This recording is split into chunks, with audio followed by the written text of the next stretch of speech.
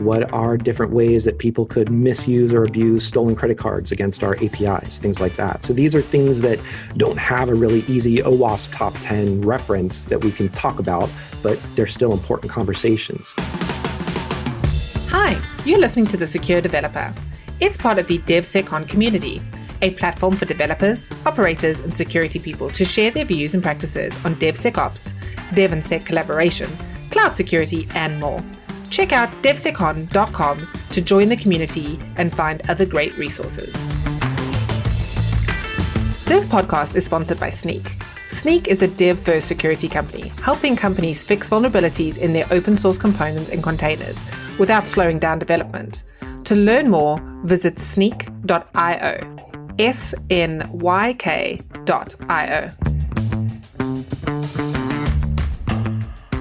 On today's episode, Guy Podjarny, president and co-founder of Snyk, talks to Mike Shema.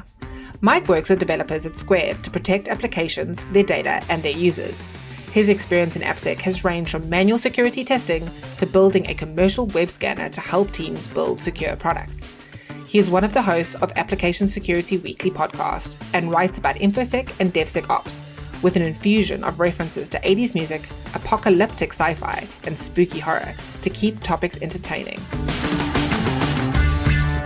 Hello, everyone. Thanks for tuning back in to The Secure Developer. Today, we're going to look at application security and product security from two angles here. And to help us with that, we have Mike Shema, who on one hand co-hosts the Application Security Weekly podcast, and on the other hand, works on product security at Square. Mike, thanks a lot for joining us here on the podcast. Thanks, Guy. And with that, my hands are full. So I've run out of other hands to talk with. Yes, exactly.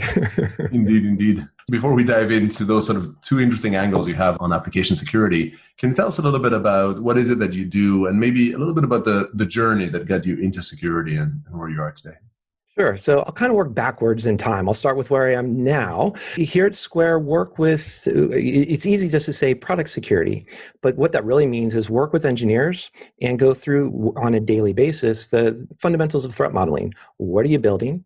What could go wrong? And honestly, the important part, what are we going to do about it? And that's really interesting. So it's because that what could go wrong is a way to have a really fun, entertaining conversation with the engineers about what are they building. They have the context, they have the insights about that. So my role, I get to be more of as much a moderator or facilitator of engineers being creative thinkers about how to pick apart their own applications, as well as then doing consulting. So I'm doing a lot more consulting, collaborating than I am coding on a daily basis. But to get to this point, I was doing a lot of coding in C++, I will say, so that will always have a warm place in my heart, despite quite early difficulty and steep learning curve, let me say it that way, to get in to do it properly. But that was at Qualys, and there I was building a web application scanner. And that was a really fun way to get a really deep dive into what are web security problems and how much could we automate that. Because I'll say maybe, I'll phrase it this way, perhaps I'm a little bit lazy at heart, but it's more in the fact of, if I've done something 3 times, can I turn that into a bash script? And if I have a bash script that's working, maybe I could turn that into something that is, after a couple compiler errors, good working C++ code. And then before that, though, was really early days of application security before we had the OWASP top 10. This is back in late 90s, early 2000s, just doing manual testing, consulting, basically saying, here's a web application that's being built on not even ASP.NET with ASP and has some back-end database to it. And that was really exciting, quite honestly, because we were all figuring out what are the mistakes that developers are making. And I think one of the things I've come around to appreciate in this journey is that early on, I probably had more of the attitude of hacking web apps and thinking, wow, look at this horrible code. What are these idiot developers thinking? Then I got into Qualys doing some automation thinking, a lot of these attacks are so simple, cross-site scripting, SQL injection. What are those lazy pen testers doing? And then I've gotten to the point where I'm working now with teams, building products, and I've come, I think, a much healthier 180 and think, oh, right. There's a lot of engineering and difficulty to putting together products, building code, maintaining legacy code. And I have to admit, it's a much healthier approach, a much more constructive approach now to be like, Oh, I have empathy for developers who are working under engineering constraints and, by the way, need to write some secure code. Yeah, that's a great learning and kind of well phrased. And I guess, you can think of it as kind of this seeing the light, so, like learning to appreciate the two sides. But I guess if I over embrace the sort of dark and white analogy, you've also kind of moved from security vendors, from sort of building or kind of helping as part of a security tooling company, to securing inside a non-security organization and back again, I think a couple of times. What have you sort of seen as part of that type of empathy? Like, does it help? Does it also enrich your perspective? It definitely helps with empathy, because you suddenly see that, oh, this is how teams are using tools. These are how teams are bringing in vendors, and here are the vendors that succeed over time. Meaning they're not just solving an immediate problem, meaning they do solve a problem that developers actually have, but they're making that developer's life better. And I'm actually deliberately using that term developers right now, because I think that's one of the other things I've discovered, at least things that have changed in the past 5-10 years maybe, is that a lot of the security tools, a lot of the security vendors, if they can drop into an IDE, wow, that is 10 times some other huge number times 100. That's an order of magnitude better for the developers, because go to where they are working, and the security team can still be the enablers. The security team can still help with vetting to say, oh, this is a good tool. This passes some baseline, findings that we would expect. It has a level of quality. But look, we're going to help you developers bring it together. So I think from that kind of vendor to consumer aspect, that's one of the things I've learned. And I think going back from the consumer to the vendor aspect, another thing I've learned is also figuring out just what solutions are smart to work on, rather than thinking from just a web application perspective. Oh, I want to go figure out how to automate this particular test, CSRF or cross-site scripting, or kill off this bug class. Those are neat, but if I just think I'm going to write the best cross-site scripting finding tool in the world, on the engineering side, why don't I just try to talk all of our front-end engineers to adopt React, and for the most part, not even have to worry about cross-site scripting at all? And then realize, oh, you know what the developers are doing? They're pulling in a lot of these open source tools, third-party dependencies. Suddenly they're pulling in gems, pip from Python, and so on. And some of these have problems. And I definitely will admit, at the point where I'm in my career, I don't want to have to be the one who sits down and manually audits, or even brings in some SaaS tool or something to vet all of that third-party code. That's a problem I'd love to push off onto some vendor, have a vendor solve for me. And it's one of those things I wouldn't initially have realized from the beginning, because my original thinking was, we just need to we need to secure the code that we're writing.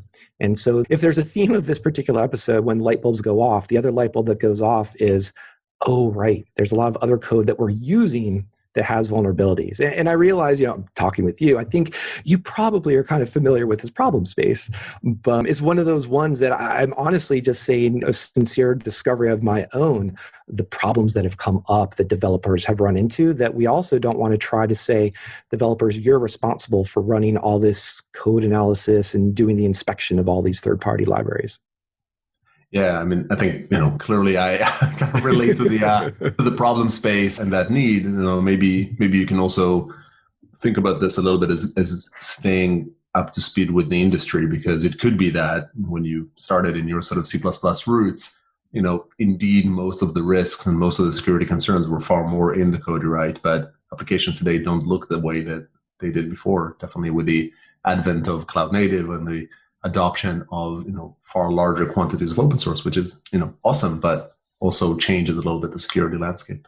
Maybe let's dig a little bit into Square and your work over there. So we oftentimes discuss on the podcast, what do security organizations look like? Can you describe a little bit, what does product security or cloud security, these related organizations, what do they look like at Square? So Square is really cool. And so going back to that idea of empathy and working with engineers, Square security is actually really heavily engineering biased, meaning there are engineers writing alongside our cloud deployments, building up the platforms for our cloud usage. What does it mean for us to go cloud native and do that in a secure way, handling secrets, looking at Terraform, looking at configurations, avoiding the all too common, here's the open S3 bucket Elasticsearch instance that dumps everybody's data onto the internet. So it's heavy engineering from that, and it's also engineering that's focused on either a kind of components that we're using for fundamentals to build up applications. So it might be key management. It might be handling strong identity and authentication. It might be we're doing more now with privacy engineering, which is a very close ally of security. That's part of our security org that's engineering. So with that said, as well as I mentioned, the cloud, with that said, product security falls a bit closer on, let's call it sort of the governance side of things, which in the sense of just what is the risk out there? Is this acceptable risk? Is this risk that we should be worried about? And is this risk that should be addressed? And so that's sort of what product security team, our role is looking at to figure out what's going on in product areas and how can we either help to reinforce that, yes, you developers writing the code, you should have some ownership of security. What that means, though, is that here is what we might recommend on improving an authentication model, or making sure that let's have a conversation about abuse, because we can talk all we want about doing some code linting, doing analysis of third-party dependencies and whatnot, but it comes around to what if we lose money in account takeovers? What are different ways that people could misuse or abuse stolen credit cards against our APIs, things like that. So these are things that don't have a really easy OWASP top 10 reference that we can talk about, but they're still important conversations. So we have those conversations with the product team. And then some of the conversations we come back with the security org's engineering teams. And when we see that there's a common challenge within the product teams where we have a great story about secrets management for services within our data center. But if we're moving to the cloud, say AWS, GCP, for example, how much do we want to migrate our capabilities from the data center and just hook those up to the cloud? What about if we just want to use the cloud native types of secrets management? So there's conversations there just to figure out comfort levels, what are gaps between capabilities, and then also say, here's the API that a lot of our developers are used to. Can the security org engineering side of things go and recreate that API into cloud, make it easy, just as easy to use this within Lambda and so on. Interesting. So these cloud components are also a part of the product security domain. So product security collaborates with engineering, but it includes both decisions around implementation inside your own code or in your own application, as well as these cloud native cloud security decisions like, choice of containers or, the use of a cloud platform for secret management, for instance. Those all kind of qualify under that product security umbrella. Indeed. And one of the ways, though, to explore it a bit more is that over time, especially personally, I've realized that there's no way I can become an expert on all of the security domains. And I think in general, we've seen many security careers, many security orgs also focus more on specializations. So our security engineering has a team that we call our infrastructure security that is focused on cloud infrastructure and securing cloud infrastructure. But we also have another that is just call it a more traditionally focused engineering team that is focused on building out the engineering capabilities of going into the cloud. So we already have a team that's outside of security, as well as the team inside of security, specializing in what does it mean to build apps and secure secrets, secure data, do encryption, do identity easily within the cloud. So someone in my role is a little bit more of a fixer, meaning like I know some basic principles to apply here in security, but once we get into the alphabet soup or the crazy long list of all the different services AWS has, let me make sure that I connect you to our security engineering team and the right people who have much better domain-specific knowledge about solving this. And the same may be true if we're talking about mobile or we're talking about something else. So that's really how we're aligning those kinds of specializations. That's a really interesting structure there. So let me see if I got this right. So you have teams that are a bit more specialized, like security engineering or a cloud infrastructure security team, or maybe a mobile security team. So and those teams have more focused security expertise, and they might, for instance, in the context of security engineering, build components to actually embody that expertise in components that are built into the application. And then product security's job is to be a liaison, or to be someone who has both a deeper understanding of the product than most of the security teams, and a deeper understanding of security than most of the product teams, and therefore know sometimes to answer questions right away, and sometimes to bring in the relevant expertise from another spot. Does that sound correct? Yeah, that's it. And one of the things that we're trying to do, because in addition to just us being liaisons, we do want to honestly practice what we preach, in the sense of, what about security actually writing code and basically having that empathy for developers? Because I think not everyone needs to write code to be in a security org, but I think a security org does need teams that are writing code. So from the product security perspective, we've spun up call it a product security engineering team, just to be a little bit more specific about how we're calling them. And that is, the team is focused on, what can we do to help product teams solve maybe some of their domain specific problems, or something that's not necessarily that a one particular product area should own. Example of that might be just API abuse I was talking about earlier. One team might be getting abuse due to carding, stolen credit cards. Another might be suffering types of abuse against their API endpoints because people are attempting to do credential stuffing. Others might be making, other attackers may be attempting to go enumerate data about merchants that we have, just that are leading to different types of account takeovers. So these types of things where we'll pull into product security engineering and start thinking, what can we do here to provide something that is a new capability that product teams can take advantage of to help with abuse? Or conversely, we might just flip it and say, what are some of the fundamental security principles or capabilities that any organization should have? One is, asset inventory. Everybody, easy to say, very, very hard to do. Just like identity management, easy to say, very, very hard to do. So we have a security team dedicated to identity. We have a team, but we don't really have a team that's as well focused on inventory right now. Part of that is vulnerability management. So we do have a team dedicated to vulnerability management and scanning. But if we just say, hey, where are all of our APIs? Well, endpoints. One particular team could answer it, another team could answer it in their way, but we don't have across, if we I think an important question, ask that across the entire organization, what's our entire attack surface? That's something that we're starting to talk about within our product security engineering team, to figure out, rather than have people like me and my peers go out and just interview and ask, hey, how many APIs? Okay, you've got 16, you have 12. Cool, on October 5th, this was the last number that we have. By the time October 6th rolls around, that data is outdated, it goes stale, etc. Let's solve this through some sort of automation.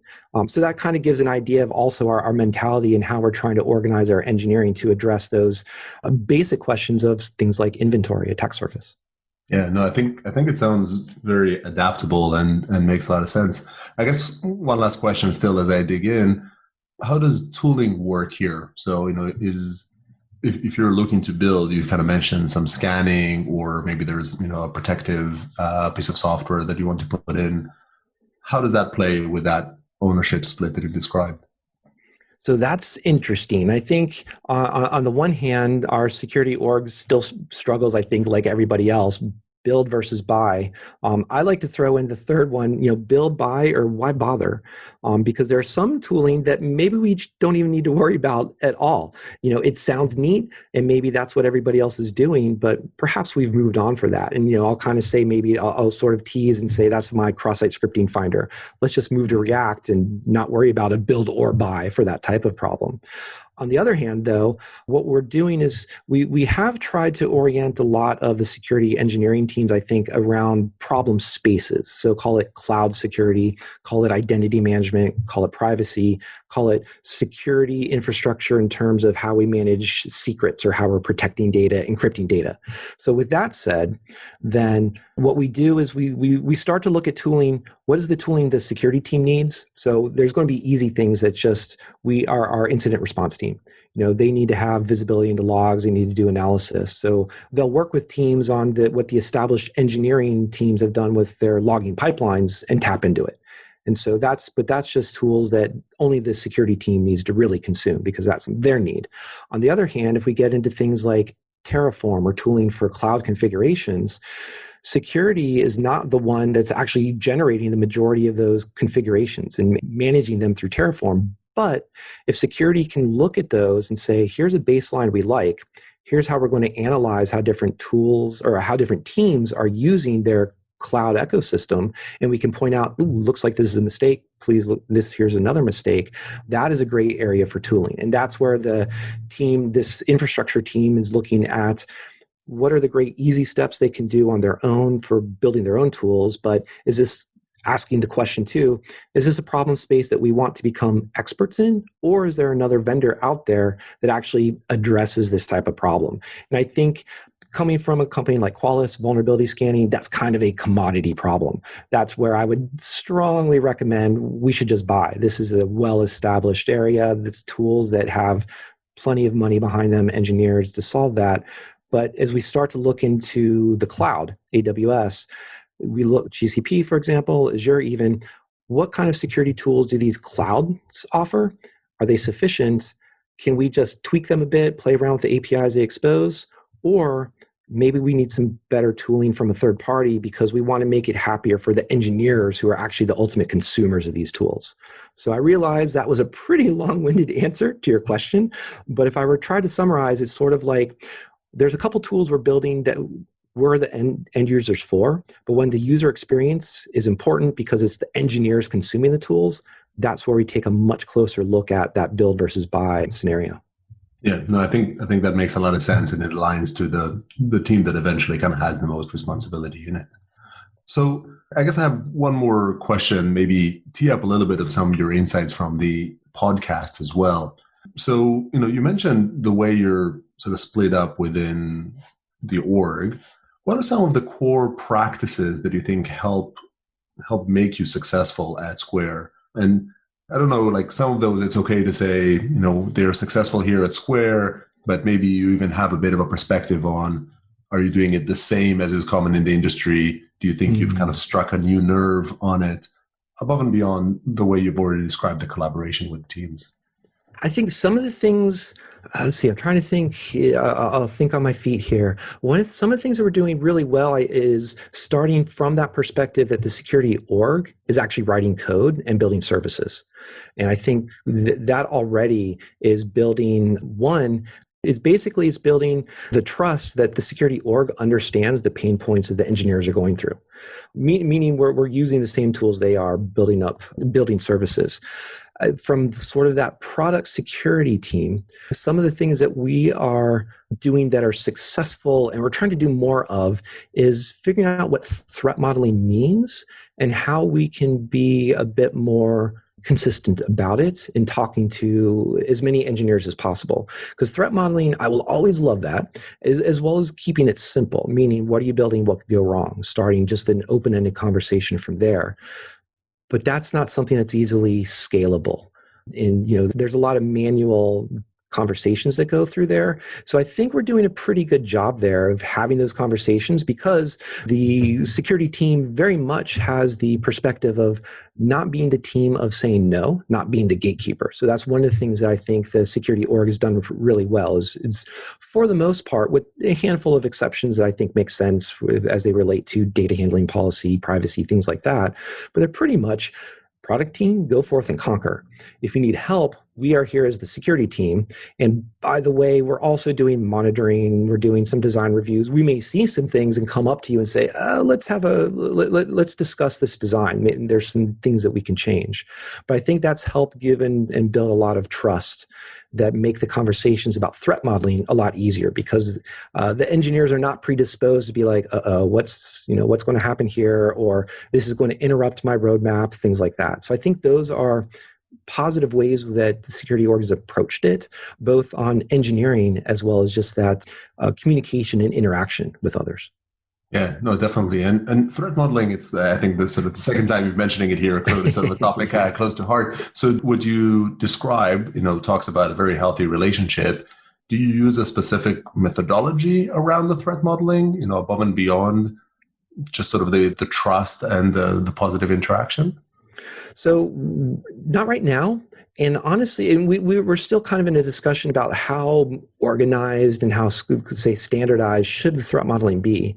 And right now, I think the answer is really not very much, meaning, we don't need to get into something like Stride or a particular specific framework. And once we start to introduce tooling, some of the tooling becomes too much of a binary close-ended questions, meaning, are you doing this? Yes or no? Are you doing that? Yes or no? Are you doing this, the other thing? Yes or no? Are you exposed to the internet or not exposed to the internet?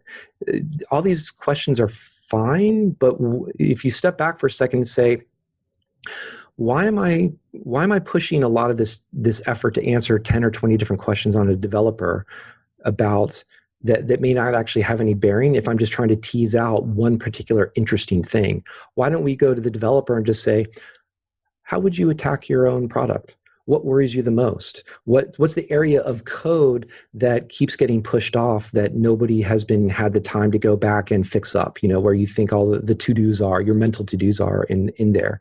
And I think those are the better ways of, call it, bringing in a framework around the threat modeling. I will say, however, that there should be a bit of a shared language. So if we start using terms like risk or vuln or flaw or exploit, just a little bit of shared language so we say this is what's happening, and we can say, here is an SSRF to use something more specific, or we just say this is an authentication problem, or this is an authorization problem, or a data handling, and just have those rough, broad categories. But I don't think we need to get into something overly specific. Yeah, makes sense. It sounds like an easier way to actually achieve the discoverability, the information you need on the spot, even if you need to codify it a little bit more after. Yeah. So I feel like I can kind of continue asking you a whole bunch of questions about Square and the methodologies, but maybe let's sort of take a step up and look at the industry a bit more in breadth. So you're also the co-host of the Application Security Weekly podcast, and I'm sure you get this sort of great visibility, across the industry.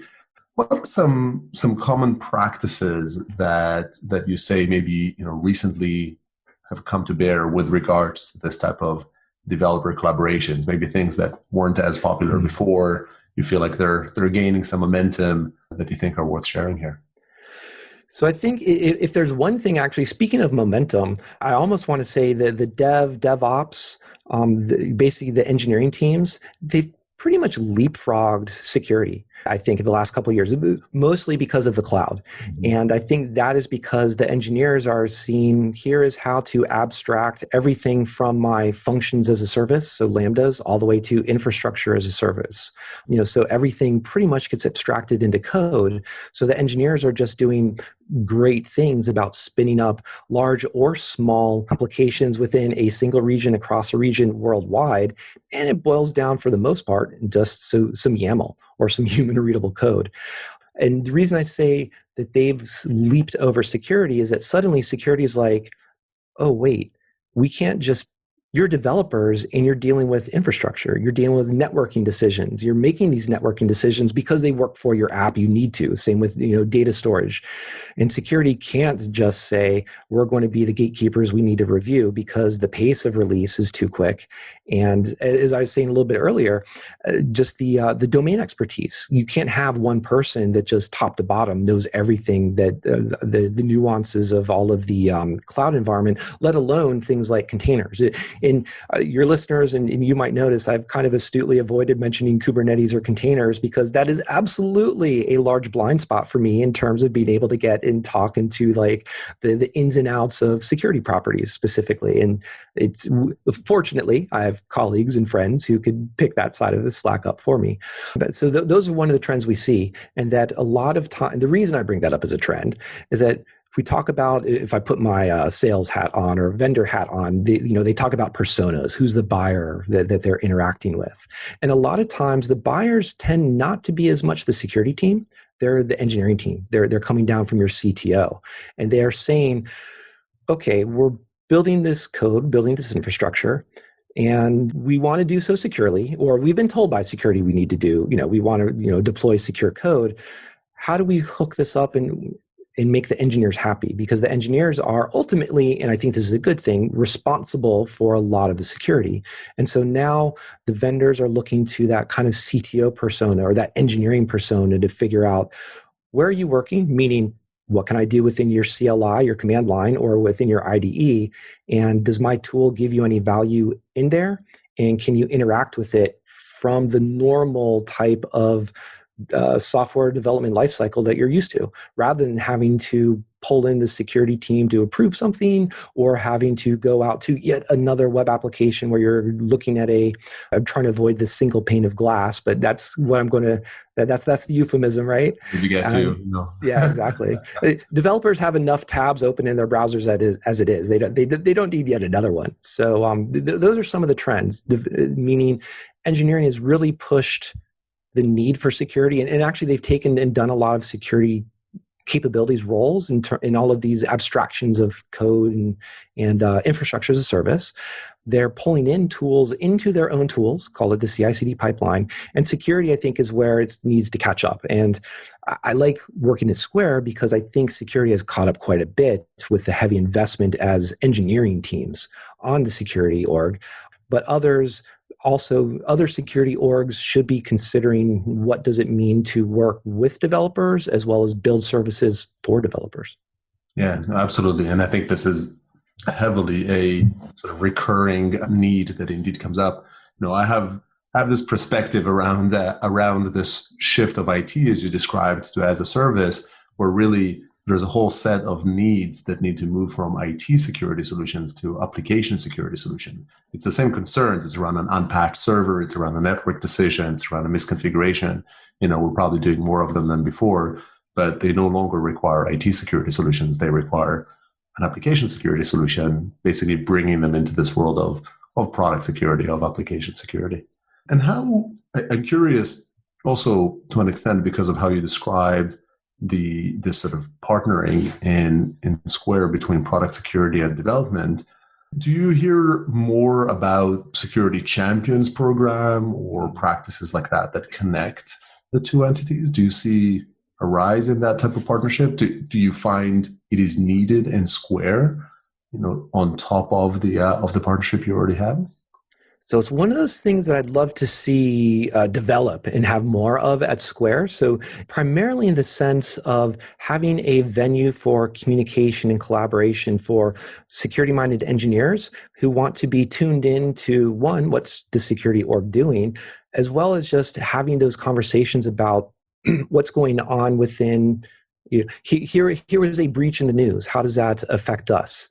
And sort of having call it a pre-mortem. Let's have a tabletop exercise and say, what if this breach happened to us and we did have a S3 bucket opened? Or what if all of our engineers, their OAuth tokens were compromised into some other SaaS we're using? Those would be really fun to see. So we don't have that yet here, but I'd love to see that. And prior to Square, I also worked on product security at Yahoo.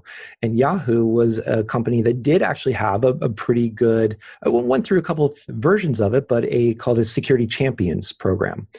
And Yahoo's pretty cool. They branded their security team the Paranoids. So they had what was called the local Paranoids.